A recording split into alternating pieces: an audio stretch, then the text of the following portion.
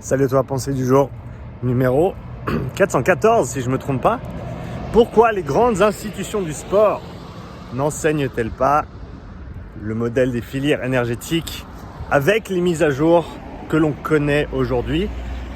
C'est une question que j'ai reçue de la part d'un des auditeurs de la chaîne qui travaille qui est instructeur de cycling si je ne me trompe pas, et qui m'a dit que dans toutes ses formations auprès des grandes instances du monde du sport francophone, il n'a pas cité de nom nécessairement, et il m'a dit que ce dont je parlais sur ma chaîne n'était pas du tout mis en avant, n'était pas du tout cité.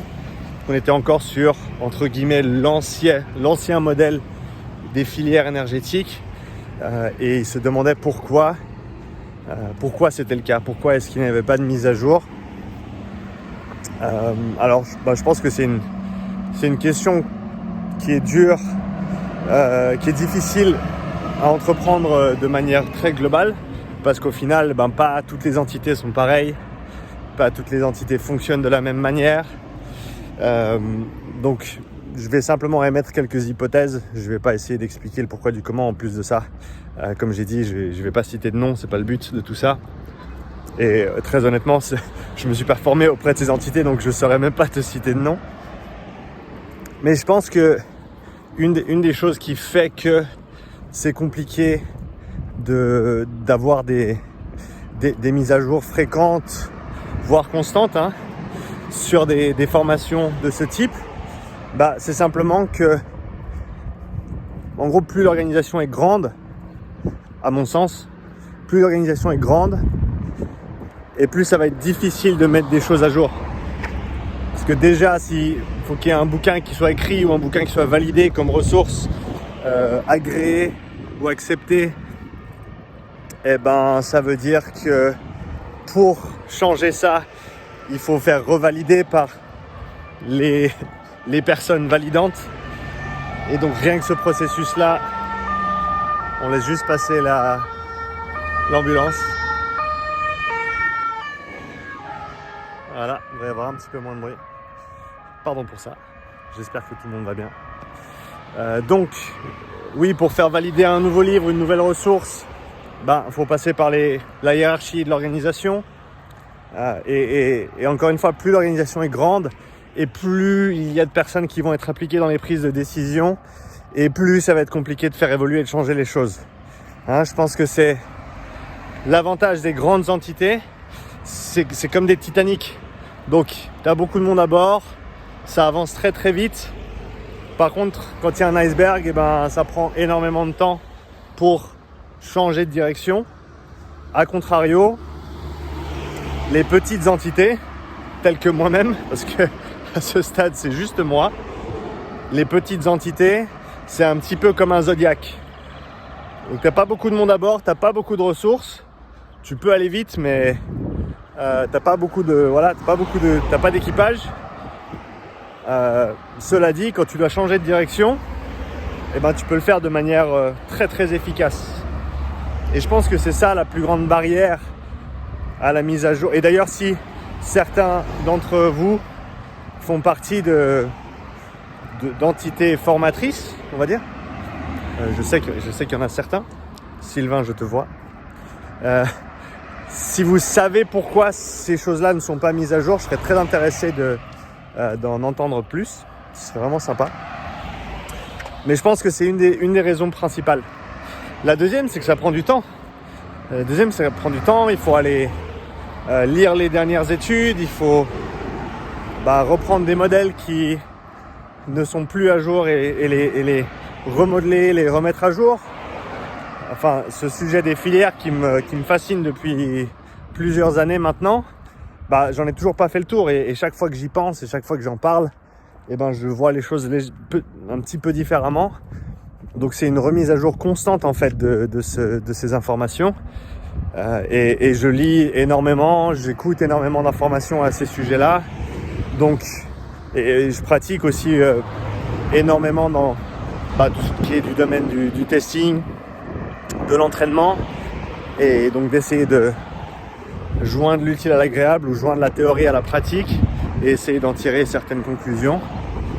Mais c'est des choses qui prennent beaucoup de temps et ça veut aussi dire que dès le moment où tu énonces quelque chose de fixe, il faut être prêt à le changer rapidement.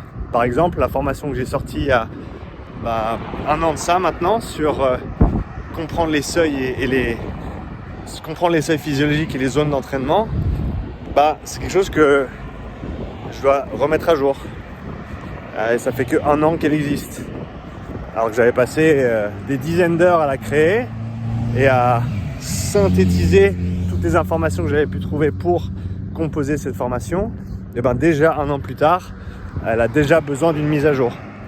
Je ne vais pas tout changer et je pense que le fond des informations que j'ai partagées, il est encore convenable, il est correct.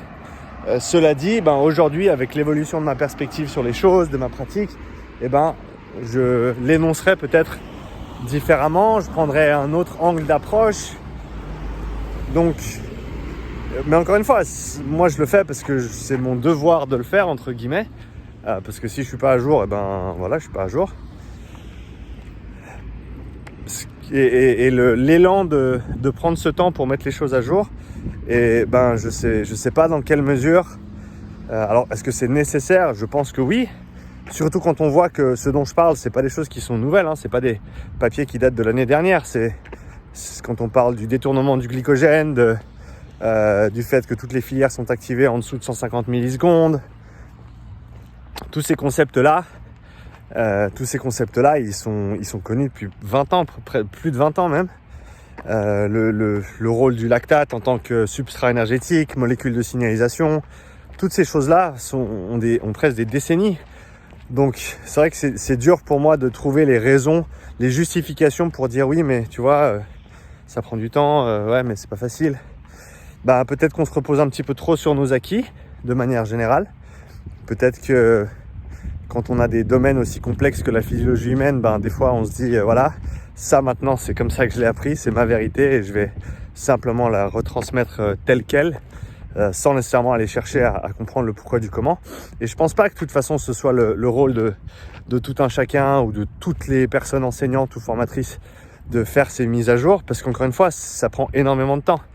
Et tout le temps que je passe à lire et à mettre les choses à jour dans ma tête et sur ma chaîne et autres, c'est du temps que je passe pas à faire autre chose. Donc pour des gens qui ont des jobs à plein temps, etc. Maintenant, est-ce qu'il devrait y avoir dans les grandes entités de formation une personne assignée à la mise à jour des modèles qui sont présentés et utilisés ? Absolument. Après, on pourra toujours parler de budget, de contraintes, etc. Mais alors, je parle pas des petites écoles avec un petit nombre d'enseignants, de formateurs et de staff, mais pour les grosses entités, les universités, les choses comme ça, je pense que ça devrait aller de soi qu'il y ait des personnes qui dédient leur temps à chercher des mises à jour pour faire en sorte que le contenu qui est communiqué soit pas vrai, parce qu'on ne saura jamais ce qui est vrai, mais qui soit juste par rapport aux connaissances du moment. Ça, je pense que c'est important. Je pense que c'est très important. Et je rejoins Didier Rez sur son combat, le combat d'une vie sur l'acide lactique.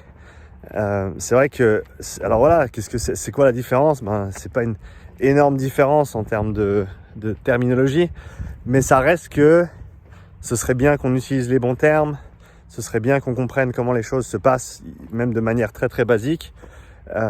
Donc oui, je pense qu'il faudrait que ces choses-là soient mises à jour, mais je pense que c'est pas nécessairement facile pour toutes les entités ou tout le monde de faire ce travail. Ça prend énormément de temps, ça prend énormément d'énergie, mais cela dit, je pense que pour des entités qui se disent formatrices, certifiantes dans l'éducation, on devrait au grand minimum être à jour sur les connaissances du moment. Donc voilà, je serais intéressé de savoir ce que toi t'en penses. Qu'est-ce que t'en penses du fait que certaines entités formatrices, j'ai pas vraiment de meilleurs termes que ça, je sais que je me répète un peu là, je sais qu'elles sont pas toutes pareilles, Mais si tu as de l'expérience là-dedans, ou que tu bosses même dans le milieu, ou que tu es passé par un cursus de formation toi-même, je serais intéressé de savoir qu'est-ce que tu en penses, pourquoi tu penses que les choses ne sont pas à jour, quelles autres barrières tu vois dans ces faits. Voilà, je serais intéressé d'avoir ta perspective. N'hésite pas à me laisser un petit commentaire sous la vidéo. N'hésite pas à me laisser d'autres questions aussi. Je tends maintenant à chercher mes sujets de pensée du jour dans les questions sous les vidéos. Donc profites-en pour poser ta question sous cette vidéo afin que je puisse nourrir mes prochaines pensées du jour.